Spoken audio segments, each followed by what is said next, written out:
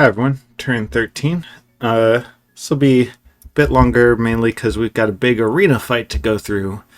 So first, found a magic site, Thunder Oak, so get a little bit of air income. Greenskins North expanded, and I expanded, and also there was this Arcania battle. So Arcania moving in here. Again, Arcania does not use sacreds, so I'm not able to see what bless they have. In any case, they ran into indies with circle masters, so a lot of skeletons are coming out. Got heavy infantry alongside those skeletons. Some of them are weak skeletons with no protection. Others have a little bit more. But either way, there are a lot of them. And the riders have good stats, don't get me wrong. Although I don't think the magic power is taking effect. But they are suffering some hits. Like this guy's down to 5 out of 14 HP. The skeletons are continuing to come.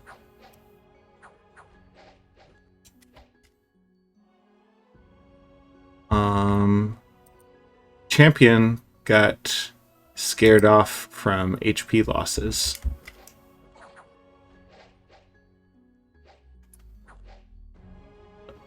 And so the result was they failed their expansion and they lost half of their riders, which is pretty good for me as a spectator. So that was nice to see. Then this turn got better. We got these adventurers. So I got an N2 adventurer, which definitely want to have her set to retreat. She spawns with a vine man just cuz. But yeah, that gives me N2 access, which is very nice to have, of course.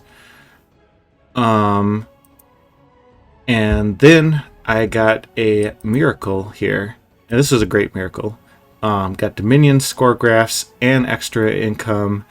And I can recruit false prophets just to fuck with people's Dominion.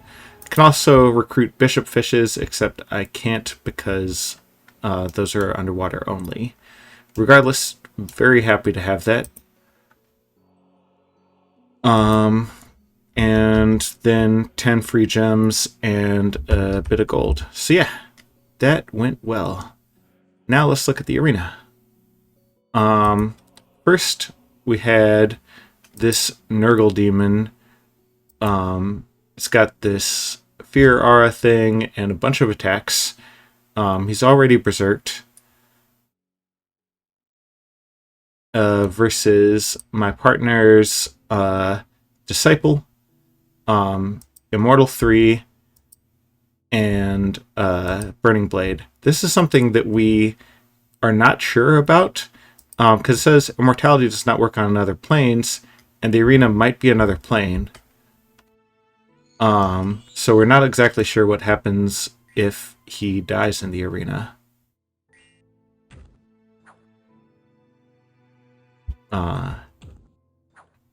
This Pestable is fantastic for the arena, but he is not as good as this Disciple who smacks him down authoritatively.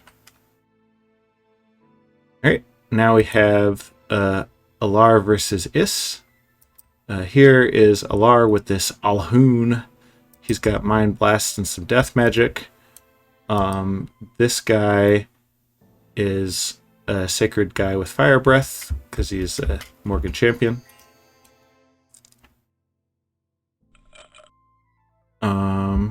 So we do get to see Is's Bless. Here's what they're clocking in at.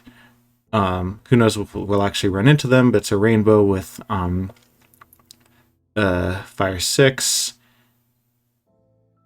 Air. How much air is that? Because it's Air 3 to get Shock Resistance 10. No, it's Air 4 to get Shock Resistance 10. That's right. And then Nature 4, Death 4, Earth 4. I don't see any astral, and I don't see any water. Oh yeah, water 6. So there's just no astral. A lot of 4s on the elements, which is interesting. I guess fire 6, water 6. In any case, this is funny. So now they are both routing. So it's just a race who gets off the field first. And Is wins, quotation marks, wins the race. So Alara moves on to the next round. Here we have Ruthum attacking Krieg. Ooh, sorry about that. Ruthum brought in a basic barbarian, and Krieg brought in this fucking thing. This is a hero of theirs. It's gone berserk. It's got 5 attacks, including this brutal strike one that breaks your armor if it hits. Destroys all armors. Magic armor and shields get a resistance roll. The MR of a magic item is 10 plus construction plus 2. Which, shoot, even a level 6 construction thing that might have cost like 15 or 20 gems still only has a MR of 18 for this effect. This is just insane. He gave him a great sword of sharpness. He could potentially have like 2 attacks there. This thing clocks in at 46 damage. Oh, and by the way, this nation also gets this Brutal Brew item, which grants Bless and Break Armor to anybody who is wearing it for a mere 5 blood slaves, which is even more insane in Disciples. Yeah, this Krieg nation overall is just super overpowered. The person who's playing it swears up and down that it's not, and well, they can claim that, but the facts state otherwise. Regardless, let's see how he does in the arena. Yeah. So let's see what we've got next. Here we have Swarm Hive versus Zell. Swarm Hive sent in this ant, which comes with a couple of these Murmac workers. These are mini ants. He's also got this mental shock, which is kind of like a weak mind blast. Here we've got a basic Indie Commander Pocket Sand. So Pocket Sand runs in there. There's the ants. He kills an ant. He's getting shocked, but he's resisting those. Yep, he resisted all of the attacks from the mind blasts. He kills another ant. One of the shocks hits him. And he's swinging at the ant. Here he goes. He kills the ant. Oh my goodness. He got battle fright, but I don't know. Like, if you killed all those ants, you have nothing to be afraid of. So good job, Pocket Sand. I wonder if he'll go all the way. Now we had my battle. Me versus Alar. I just sent in a basic barbarian. He's still got a skeleton guy. We'll see how my basic barbarian does. And that's the end of that. Here's my partner's disciple. You saw him earlier facing off against Leroy Jenkins.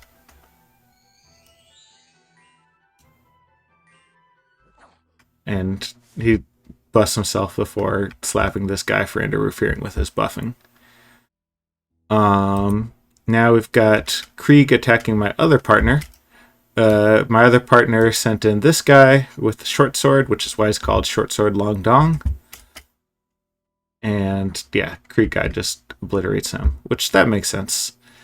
Now here's Alar and Tortuga. You've already seen Alar, it's Skeleton Summoner guy. Tortuga, they found independent goblin bosses like ours. So who knows? Maybe they'll trigger a wall of their own. In any case, let's see how he does. And that's the end of that. Now we have my partner versus Muspelheim. And Muspelheim sent in a disciple, like so did my partner. Muspelheim sent in a disciple, a giant fucking death snake. So here's this guy, regen, fear. His bless doesn't take effect because he is in the arena, which is not his dominion. But he's got some good stuff. Bring a pendant of luck as well, which is kind of silly on a disciple with 186 HP, but it is a choice. And so, Waghatsunobi was able to withstand some of the crushing, but eventually got crushed to death. And so we will find out if he respawns like we were expecting him to. Alright, now we've got Muspelheim versus Elf War. Oop, sorry about that. Elf War sent in a basic Satyr commander. Let's see how he does against a giant fucking death snake. Not well. Then Krieg versus Muspelheim. So you've already seen Krieg's thing, and you've seen the death snake. And are you ready to place your bets? Death snake puts up mirror image, very good in the arena.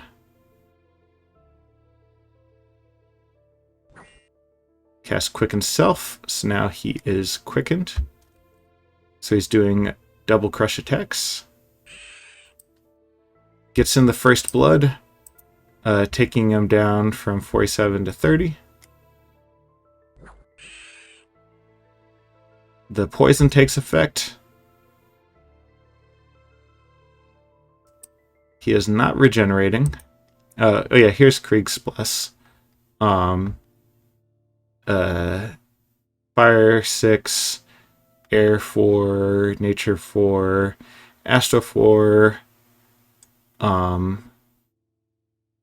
guess it's more than Nature 4 because there's Poison Resistance 10. I think is Nature 2, and then larger, so Nature 5 maybe, and then HP. Okay, so there's the Bless. He hits the snake for 51 with the Great Sword of Sharpness, which does quite a bit of damage, but he does have regen. More importantly, the mirror image is no longer in effect. He's starting to regen. He gets another giant hit. Each of these attacks has an attack skill of 27, by the way. Which 12 defense is not going to dodge that very often. He's trying to regen. It's getting hit again. Let's speed this up a little. Now he's on fire. Crushes are not going through. I think, is he repelling them, or what happened when the Ormer tried to attack him? Where's the armor fatigued out? Yeah, he repelled him with the Great Sword of Sharpness. Because this thing is also size 5, so this is length 3, which gives him the edge on a crush of length 1. And then finally he takes him out. So yeah, this thing is fucking nuts. Like, I don't think that there is a reason for Krieg to get this, along with all the other insane stuff that Krieg gets. But Krieg, guys, swears it's balanced. You can be the judge of that. Like, just the great sword and the trinket that they got, and he's taking out like fucking giant death snakes. So that was that. Let's move on. Krieg versus Atlantis. Let's see if this guy can dethrone. Nope. So here we've got Pocket Sand versus the Skelly Summoner. But he's no stranger to summons coming after him. Let's see what he can do. He's trading blow with the skeletons. Go Pocket Sand. Oh, nope.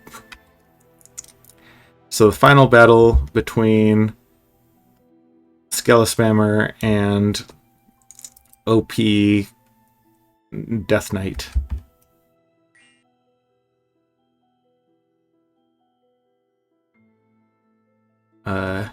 He doesn't even get the summon off before he gets just run down by Huge Cock. Huge Cock wins the Fever Fetish, which is a trinket that gives 2 fire gems a turn. We finished the Palisade, and that is the arena. So for this turn, working on a Citadel here in Gifa. Gonna think about what to actually recruit there.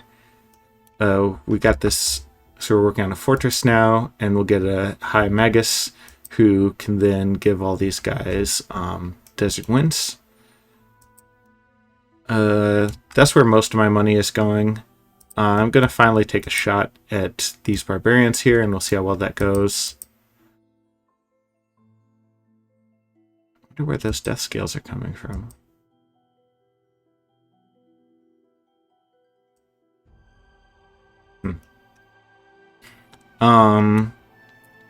We have not moved in on the rock people yet, although with us having finished this fort, I definitely feel better about us doing so whenever we are ready. So here's Arcania down here, and I don't know if they have either of these 2 provinces. I don't think they do, but I'm not positive. They have at most 1, 2, 3, 4, 5, 6, 7, 8, 9, 10 provinces, plus maybe a couple of these islands. Lentia here is about to start attacking them, and we will, our plan will be to just try to devour their rock buddies as soon as possible and go from there.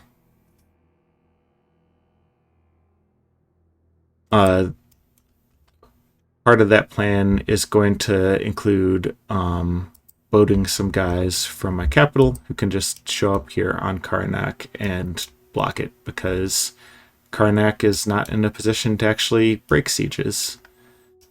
So that'll be fun. Gonna have Lord of Waterdeep go and take on these cavemen, and then probably these cavemen, although maybe Asgard beat us to it. Also, Asgard and Calum might soon be going at it, so that will be exciting for us to watch. Alright, I think that covers it for this turn. See you on turn 14.